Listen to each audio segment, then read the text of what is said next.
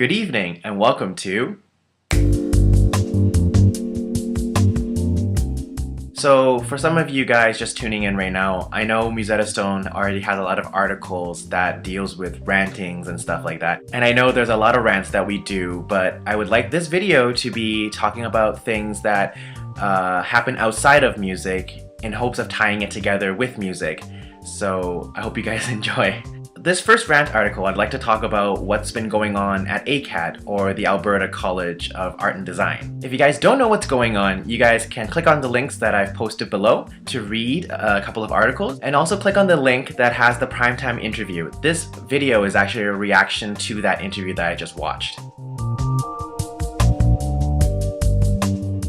So my first reaction was, what's going on here?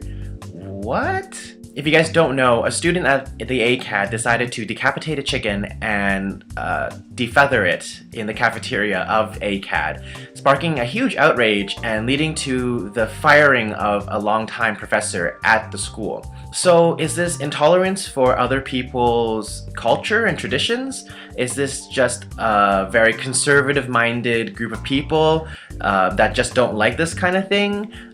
Is art very limited in scope and thought in Alberta?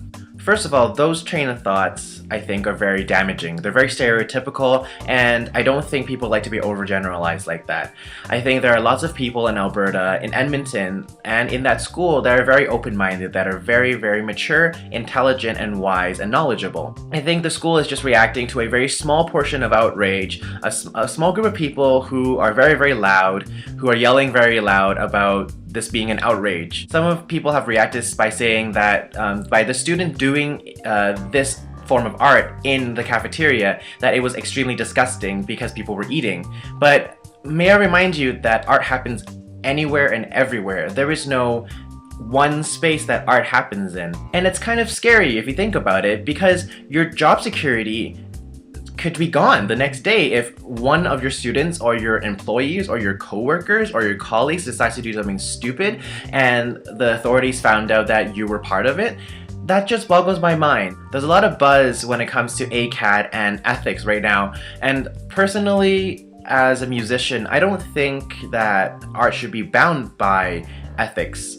Honestly, if we want to talk about ethics, let's talk about all the issues that's going on in our government, in our world right now. I might have an issue if this was done at the University of Victoria out of nowhere in plain sight, because that would be kind of jarring. But you guys have to remember that this is the School of Art and Design. The whole point of studying here is to open your mind and be challenged all the time. I mean, that's the whole point of being an artist, right? Is to go out of your own comfort zone, produce art that causes people to think and feel different things, whether or not that be disgust, happiness, anger, frustration, sadness, depression. I think people are just overreacting too quickly and just saying right off the bat that it's bad, that you shouldn't do it anymore, and that there should be measures to prevent this from ever happening. I think that's very short-sighted. I think the reaction to the student doing his art is a clear indication that there's a lot of people out there that think very differently, and we need to dialogue with them a little bit more and discuss with them. Bring our points of views, listen to our points of views, and see what's going on. I do see how having some type of precautionary measure or a statement somewhere could have prevented this outrage, but I don't think that the art itself would have had as much impact if it was just out of the blue and very, very spontaneous. So I wish ACAD all the best, and I hope that they will straighten everything out very soon. I would really hate to see an institute that promotes art and protects arts to start taking away people's freedoms of expressing themselves. So that's all I have to say for this topic. Tune in next time. Maybe I'll have something else to say.